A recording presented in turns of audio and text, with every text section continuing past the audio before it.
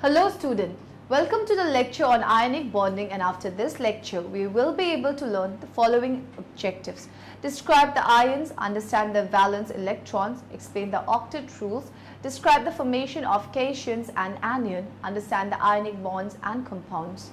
Let's start with the concept of ionic bond. An ionic bond is created when two elements transfer electrons to create ions that attract each other. Ionic bonds are made between a nonmetal and a metal. Sodium chloride is a great example of an ionic bond. It is created when the elements sodium and chlorine combine.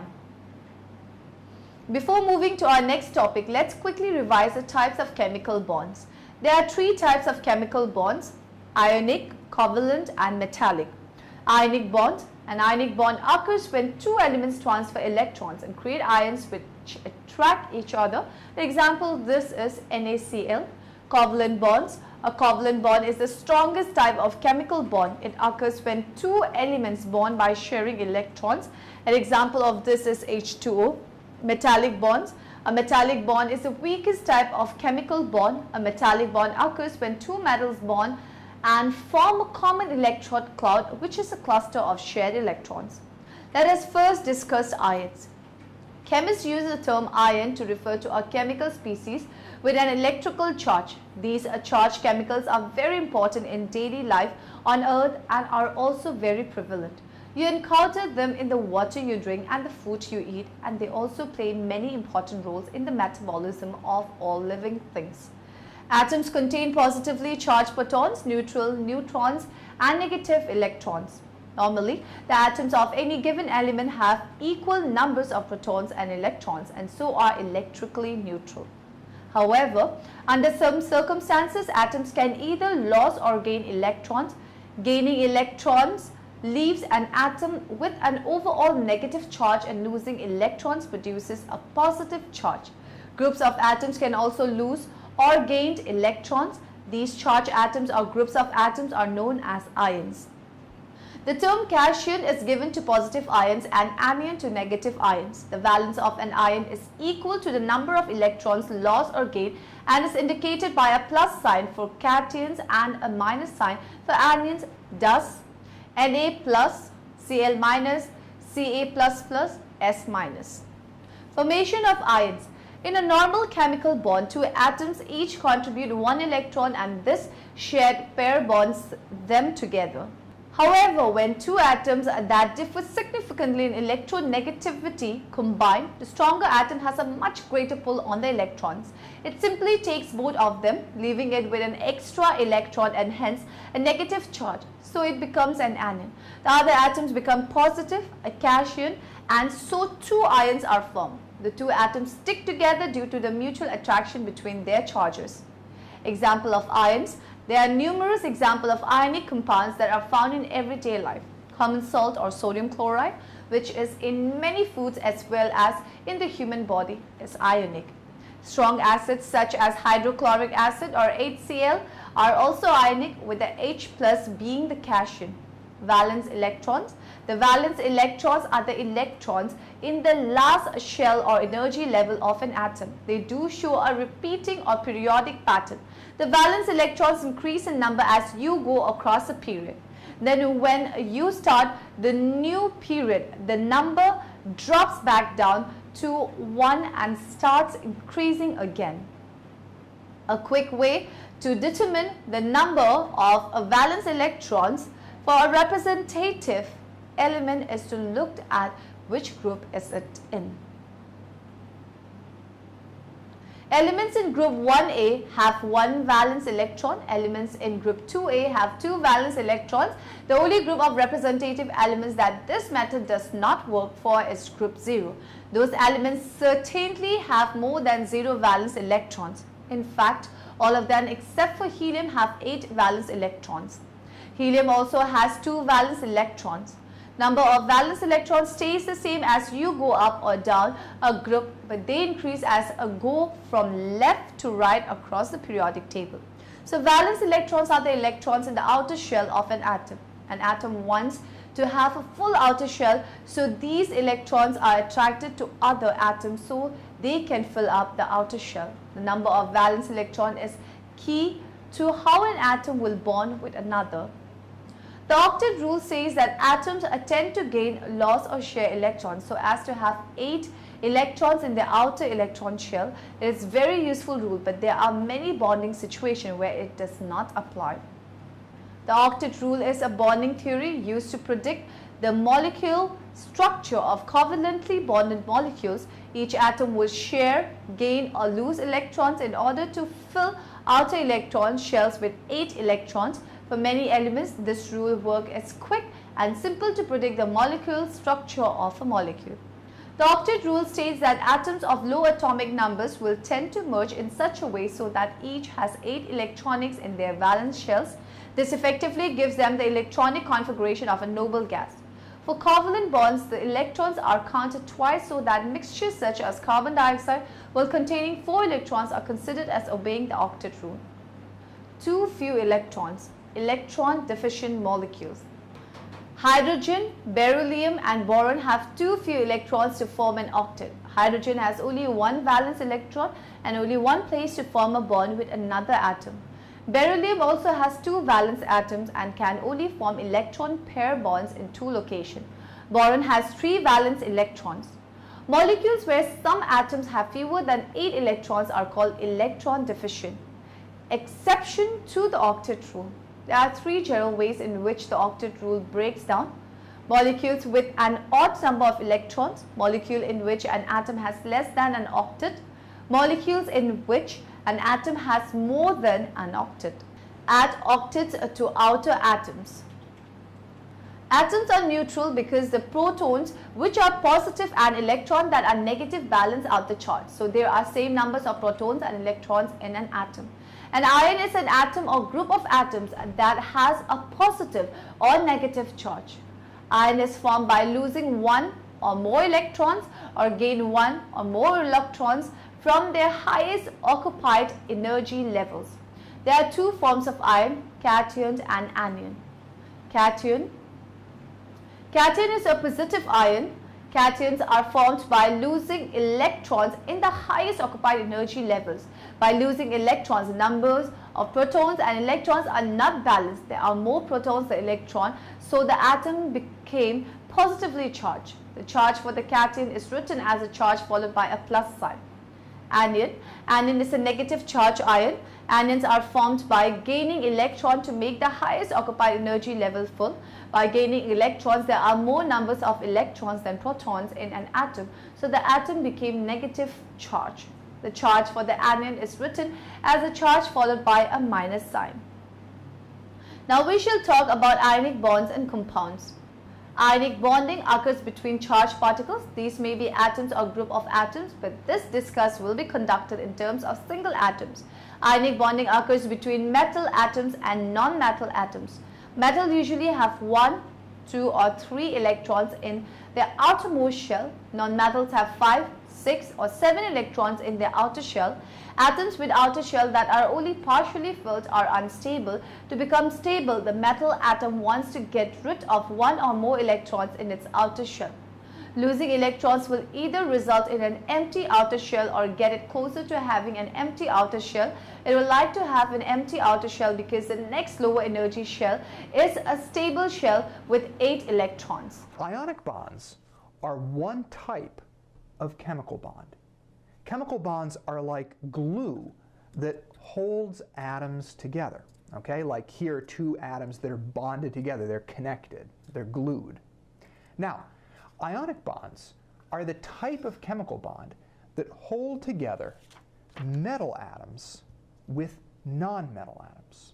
Okay, so if you look at a periodic table, there's this big, thick staircase over on this side. And this staircase separates the metals, which are all the elements on this side, from the non-metals, which are most of the elements on this side. So whenever we have a chemical that has a metal connected to a non-metal, that's held together by ionic bonds. So some examples are silver chloride, magnesium iodide, or aluminum oxide. Each one of these chemicals have a metal, this one, or this one from this side of the periodic table, with a non-metal, this one, or this one from this side. So ionic bonds in all these because there are metals and non-metals connected together. Solid materials with ionic bonds are hard because particles cannot easily slide past one another, are good insulated because there are no free electrons or ions unless dissolved or melted, are transparent because their electrons are not moving from atom to atom and less likely to interact with light photons, are brittle and tend to cleave rather than deform because bonds are strong, have high melting point because ionic bonds are relatively strong. Ionic compounds. Ionic compounds are basically defined as being compounds where two or more ions are held next to each other by electrical attraction. One of the ions has a positive charge called a cation and the other has a negative charge anion. Cations are usually metal atoms and anions are either non-metals or polyatomic ions, ions with more than one atom. Usually when we have ionic compounds, they form large crystals that we can see with the naked eye. Common salt is one example of this. If we look at a crystal of salt, we will be able to see that it looks like a little cube. This is because salt likes to stay in little cube-shaped blocks. All ionic compounds form crystal. There are no exceptions to this. Again, salts like to form crystal because when we have a whole bunch of little electrical positive and negative charges all stuck together, they seem to like to bunch into little stacking groups. The arrangement that these ions like to stick into is different and is referred to as the unit cell. There are 10 or so different general shapes of unit cells. Ionic compounds tend to have high melting and boiling points. These crystals are basically just great big blocks of positive and negative charges all stuck together. To break the positive and negative charges apart, it takes a huge amount of energy. This means that if we heat up the compound to add energy, it takes a huge amount of energy to break it apart. Ionic compounds are very hard and very brittle. Again, this is because of the way that they are held together. We said that it takes a lot of energy to break the positive and negative charges apart from each other. This is the reason that ionic compounds are so hard. They simply do not want to move around much, so they do not bend at all. Ionic compounds conduct electricity when they dissolve in water. If we take a salt and dissolve it in water, the water molecules pull the positive and negative ions apart from each other. This is because of the unusual properties of water. Instead of the ions being right next to each other, they wander all over the water. Characteristic of ionic compounds. All ionic compounds tend to have the following characteristic: usually solid at room temperature, forming a crystal lattice structure. Most ionic compounds are brittle and break under stress. This is because the oppositely charged ions, which are lined up to attract to each other, are forced to shift position, and then lights are lined up and rippled, causing the crystal to scatter. Ionic compounds conduct electricity when dissociated or molten. Usually have very high melting points, unlike covalent compounds. Solid state structure.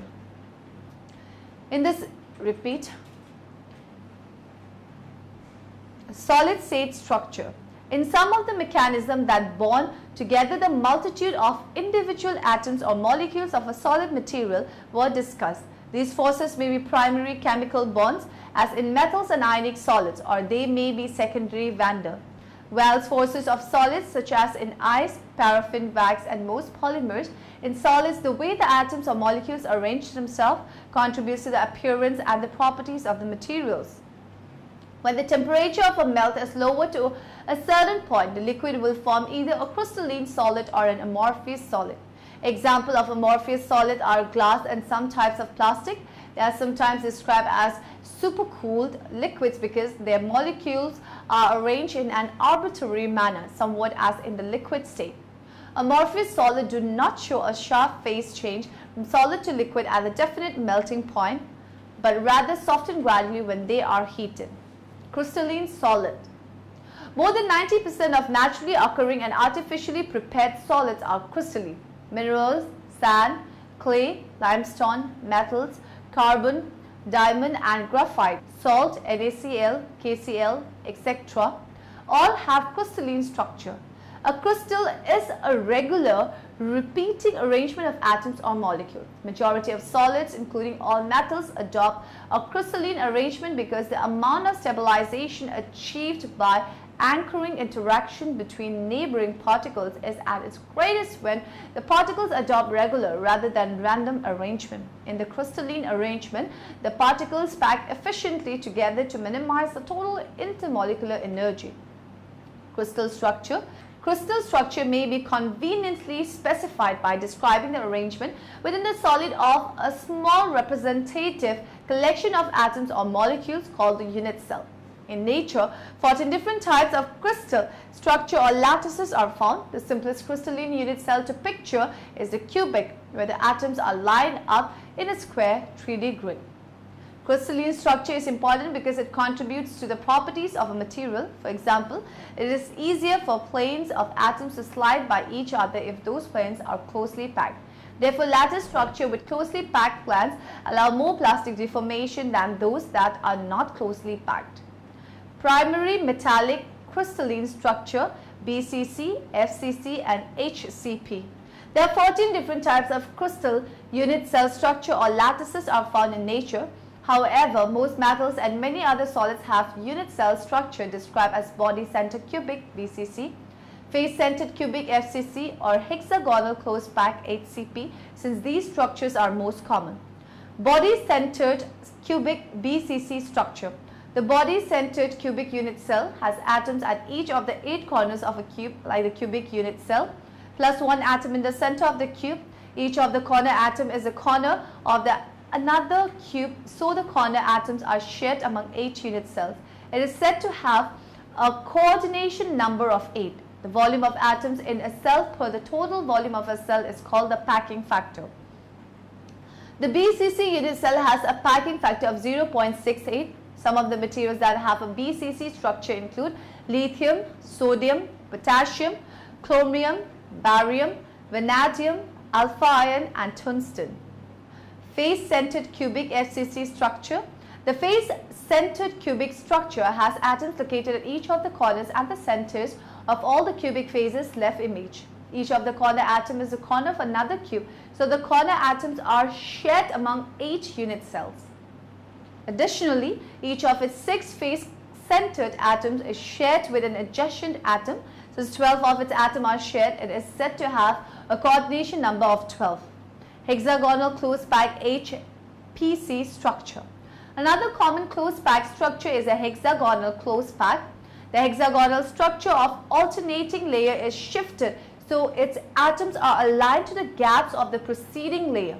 The atoms from one layer next themselves in the empty space between the atoms of the adjacent layer, just like in the FCC structure.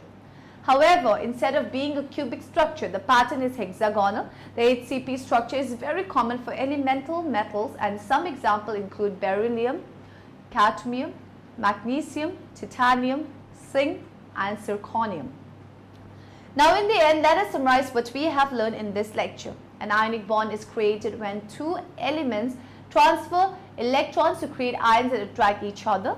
Ions are chemical species with an electrical charge. The term cation is given to positive ions and anion to negative ions. Valence electrons are the electrons in the outer shell of an atom. The octet rule says that atoms tend to gain, lose or share electrons so as to have 8 electrons in the outer electron shell. An ion is an atom or group of atoms that has a positive or negative charge. Cation is a positive ion and anion is a negative charge ion. Ionic bonding occurs between charged particles. Ionic compounds are basically defined as being compounds where 2 or more ions are held next to each other by electrical attraction. Ionic compounds conduct electricity when dissociated or molten. However, most metals and many other solids have unit cell structure described as body-center cubic BCC, face-centered cubic FCC or hexagonal close-packed HCP.